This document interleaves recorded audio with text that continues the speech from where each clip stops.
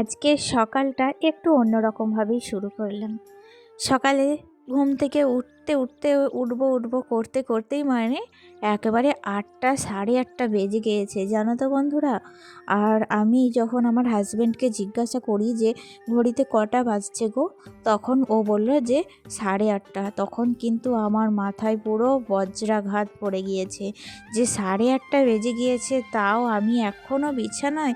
তো খুব তাড়াতাড়ি যেরকম হয় আর কি, ঘড়ির মানে কটা বাজছে ওটা যেই শুনেছি অমনি কিন্তু চটপট করে বিছানা থেকে ঘুম থেকে উঠে তারপর সমস্ত বাসি কাজ যেগুলো ছিল সব তাড়াহুড়ো করে খুব হুটোপাটির সঙ্গে কিন্তু কমপ্লিট করে নিয়েছি। আর দেখতেই পেলে তারপর চলে গিয়েছিলাম ছাদে। আর ছাদে গিয়ে আমার বাসি কাপড়টা কাচা ছিল, তো সেটাকে কিন্তু মেলে দিয়েছি। আসলে সকালে চা খাওয়ার পর কিন্তু আমি বাসি কাপড়টা আজকে মেলতে গিয়েছি। একটু দেরি করে একদিন যদি উঠি না, তাহলে কিন্তু সংসারের সমস্ত কাজকর্ম ওলটপালট হয়ে যায়। তারপর ছেলেকে পাঠিয়ে দিয়েছিলাম স্কুলে। আজকে তো প্রাইমারি স্কুলে নতুন বই দেওয়ার কথা, তো সেই কারণে ও ওর বাবার সাথে চলে গিয়েছিল। আর আমি এদিকে দেখো আমার কাজে লেগে পড়েছি।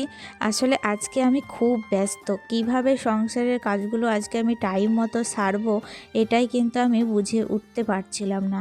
একদিন যদি একটু লেটে উঠি না, তাহলে কিন্তু সংসারের সব নিয়ম সব রুটিন সব কিছুই কিন্তু আলাদা হয়ে যায়।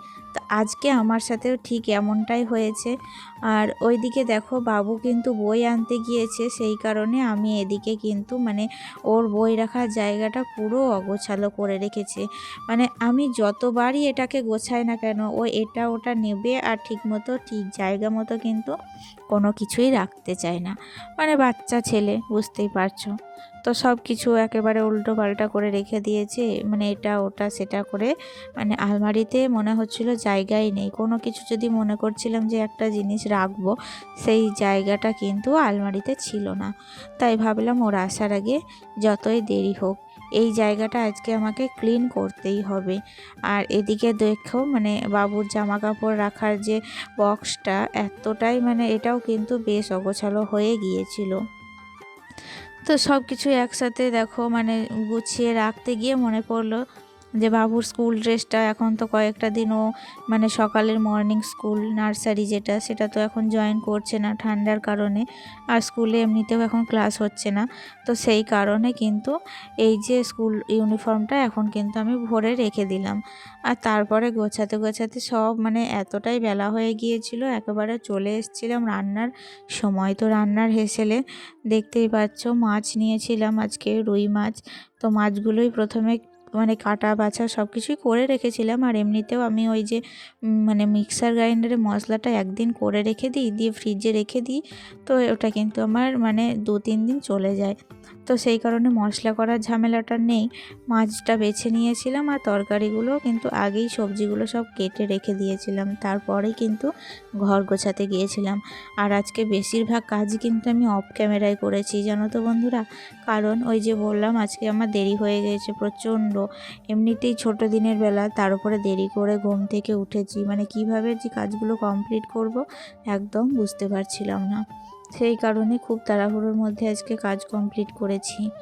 আর এদিকে দেখো আমি কিন্তু আজকে সর্ষে বাটা আর সর্ষে পোস্ত বাটা দিয়ে রুই মাছটা কিন্তু বেশ মাখা মাখা করে রান্না করেছি।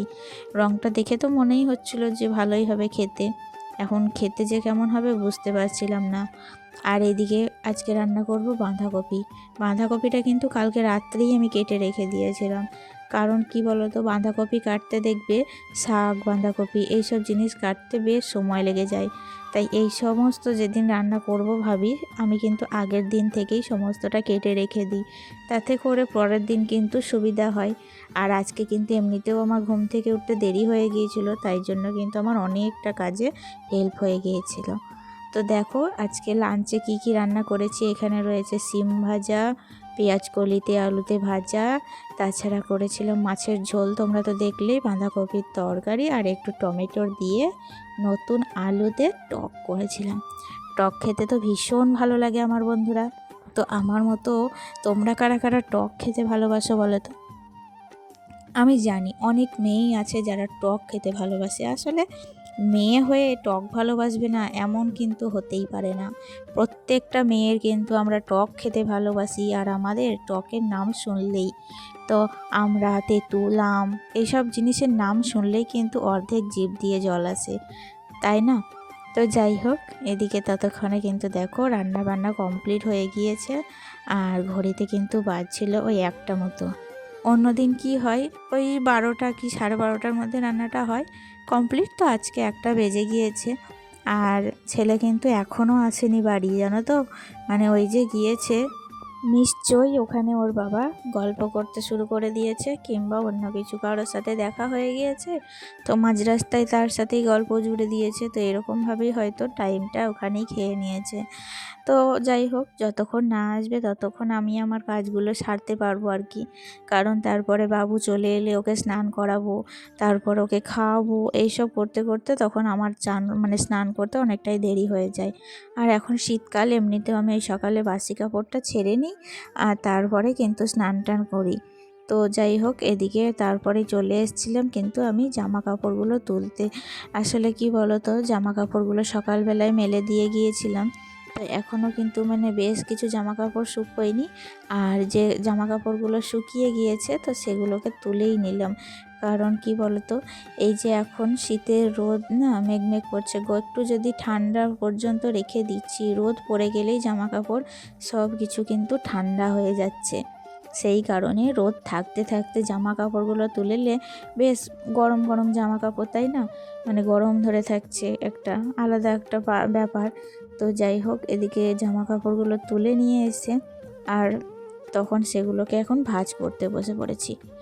আর এদিকে দেখো বারান্দাটায়, আমাদের ওপরের বারান্দাটায় কিন্তু খুব সুন্দর রোদ আসে, এত সুন্দর রোদ। কিন্তু এই বারান্দাটা গরমকালে যতটা গরম, শীতকালে কিন্তু তার থেকেও বেশি গরম। তো শীতকালে কিন্তু বারান্দাটা আমাদের খুব উপকার করে, জানো।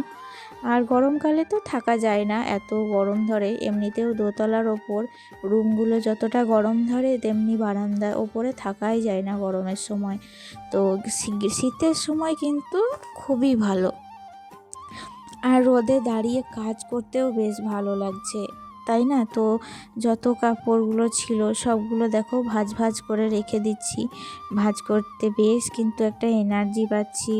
রোদের সময় কয়েকদিন এমন অবস্থা হয়েছিল যে একদমই রোদ করছিল না, ফিরফিরে একটা হাওয়া বইছিল, প্রচুর ঠান্ডা। তো ঠান্ডার মধ্যে কাজ করতেও খুব অসুবিধা হচ্ছিল।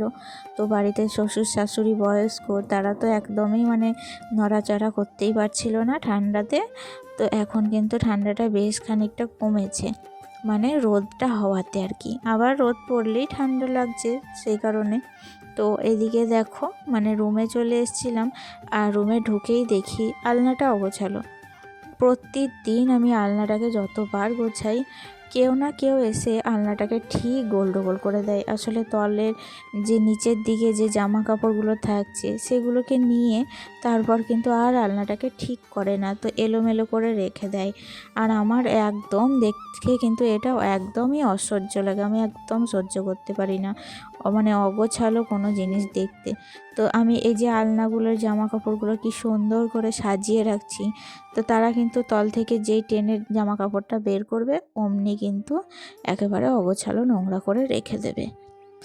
তারপর অনেকক্ষণ রেস্ট নেওয়ার পরে লাঞ্চ খাওয়ার পরে চলে এসেছিলাম। দেখো আমি কিন্তু স্নান টান করে নিয়েছি, শাড়িও পরে নিয়েছি। কারণ কি বলো তো বন্ধুরা, আজকে তো বাবুর টিউশনি আছে, সেই কারণে আমি কিন্তু শাড়ি পরে নিয়েছি, আর শাড়ি পরে নিয়ে চলে যাব কিন্তু প্রাইভেট। আসলে টিউশনি যাব, টিউশনিতে বেশ কয়েকটা দিন কামাই হয়ে গিয়েছিল, তো এখন আমি রেগুলার টিউশনিটা কিন্তু কন্টিনিউ করার চেষ্টা করছি, কারণ এতে কিন্তু আমার বাবুরই লাভ। টিউশনিটা যত কামাই করব তত কিন্তু বাবুরই লস হবে। বাড়িতে থাকলে তো খেলাধুলা এটা ওটা করেই সারা দিনটা কাটে যায়, তো টিউশনি গেলে একটু পড়াশোনা হবে আর কি। তো যাই হোক, একটু পড়াশোনা, একটু ছেলের ভালোর জন্য নিজেকে তো একটু স্যাক্রিফাইস করতেই হবে। এই যে খাওয়া দাওয়ার পর আমি কিন্তু এক সস্ত বসতে পাই না, জানো, তো আমাকে নিয়ে ছুটতে হয় টিউশনি, আর ও যতক্ষণ পড়াশোনা করবে আমাকে কিন্তু ততক্ষণ ওর কাছেই বসে থাকতে হয়। এত বড় হয়ে গিয়েছে, তবুও এখনও এই অভ্যাসটা যায়নি যে ওকে রেখে দিয়ে চলে আসবো, আবার টিউশনি শেষ হয়ে গেলে নিয়ে আসবো। এই অভ্যাসটা কিন্তু হয়নি। তো টানা রেগুলার 2 বছর থেকে আমি এটাই কন্টিনিউ করছি।